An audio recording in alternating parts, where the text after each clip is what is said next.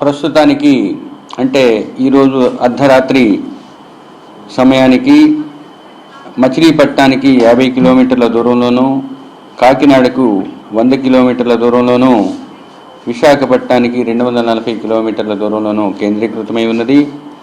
దీని యొక్క land fall process కొన్ని గంటల క్రితం మొదలైంది. ఈ ప్రాసెస్ ఇంకొన్ని గంటలు కొనసాగే అవకాశం ఉన్నది.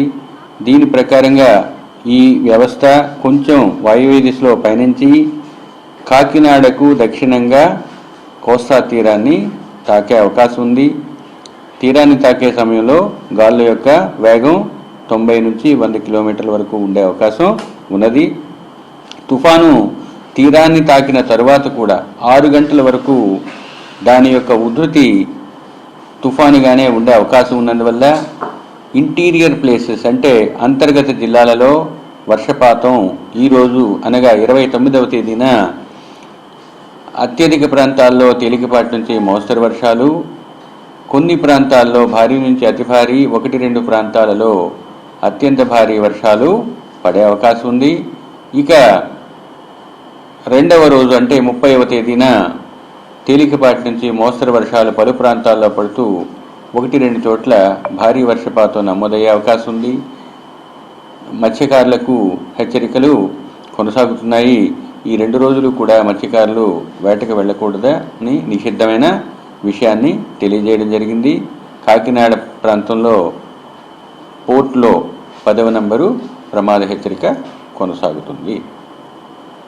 ఇది పూర్తిగా తీరం ఎంతసేపులో ఉంటే అవకాశం? ఈ సైక్లోను తీరాన్ని కంప్లీట్గా క్రాస్ చేసే వ్యవస్థ ల్యాండ్ ఫాల్ ప్రాసెస్ ఇంకొక 2 గంటలు కొనసాగే అవకాశం ఉన్నది. దాటిన తర్వాత కూడా ప్రభావం ఏమైనా ప్రభావం చూపుతుంది సార్? అదే దాటిన తర్వాత కొంచెం వీకెన్ అయ్యి సైక్లోన్గా కొనసాగుతుంది. ఇప్పుడు ప్రస్తుతం తీవ్ర సైక్లోను తీరాన్ని తాకిన తర్వాత సైక్లోన్గా పరిణామం చెందిన తర్వాత 6 గంటల వరకు సైక్లోన్ రూపంలో దానికి ఉన్న ప్రభావం వలన వర్షాలు మరియు గాలులు కూడా భూమి మీద ఉండే అవకాశం ఉన్నది. జనరలైజ్డ్ ఎఫెక్ట్ అంటే మీకు కోస్తా జిల్లాలలో ఈ 29వ తేదీన అత్యధిక ప్రాంతాల్లో తేలికపాటి నుంచి మోస్తరు వర్షాలు ఉంటాయి. కొన్ని ప్రాంతాల్లో భారీ నుంచి అతి భారీ, అత్యంత భారీ 1-2 చోట్ల ఉండే అవకాశం ఉంది. తుఫాను తీరాన్ని తాకిన తర్వాత కూడా తన యొక్క మాయిశ్చర్ లేదా తేమని కొనసాగించే అవకాశం ఉన్నందువల్ల వర్షాలు పడే అవకాశం ఉంది. గాలులు కూడా కొంత తీవ్రత కలిగి ఉంటాయి. ఫిషర్మెన్కి ఈరోజు రేపు కూడా ఉంటాయి. ఉత్తరాంధ్రలో కూడా వర్షాలు పడుతున్నాయి, కానీ దక్షిణాంధ్రలో ఒక క్లౌడ్ మాసు ఇంకా సౌత్లోనే ఉండటం వలన ముఖ్యంగా నెల్లూరు, ప్రకాశం, బాపట్ల జిల్లాల్లో వర్షాలు ఎక్కువగానే పడుతున్నాయి. రాష్ట్రం మీద ప్రభావం ఉంది అని చెప్పడానికి ఈ వర్షాలే చూపిస్తాయి. మీకు శ్రీకాకుళం నుంచి వర్షాలు, చిత్తూరు తిరుపతి వరకు భారీ వర్షాలు ఉండే అవకాశాన్ని చెప్పాము. ఆల్రెడీ వర్షాలు 3 జిల్లాల్లో, సౌత్లో ఉన్న 3 జిల్లాల్లో అత్యధికంగా ఉన్నాయి. మిగతా జిల్లాల్లో కూడా 6 నుంచి 8 సెంటీమీటర్ల వర్షపాతం నమోదైంది.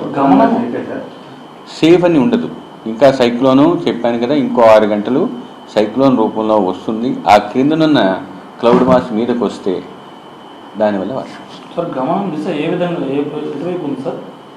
నార్త్ వెస్ట్ వాయువ్య దిశలోనే భూమి మీదకి వచ్చిన తర్వాత మారుతుంది. ఎటువైపు వెళ్తారు సార్? ప్రస్తుతానికి కొన్ని గంటల వరకు వాయువ్య దిశలోనే పయనిస్తుంది. సార్ వాటర్ లెవెల్కి ఏమైనా ప్రమాద 10వ నెంబర్ ప్రమాద హెచ్చరిక కాకినాడ కొనసాగుతుంది. అవి కొనసాగుతాయి. రేపటికి వాటిని ఉపసంహరించుకోవచ్చు అవసరాన్ని బట్టి. విశాఖ మీద ఏమైనా ఈ ప్రభావం ఆల్రెడీ మీరు వర్షం రూపంలో చూసి ఉంటారు. అక్కడక్కడ చెట్లు కూడా కూలటం మీకు కూడా వీడియోలు వచ్చి ఉంటాయి. నర్సపూర్లో ఒక 2 గంటల క్రితం కూడా పెద్ద చెట్టు కూలింది.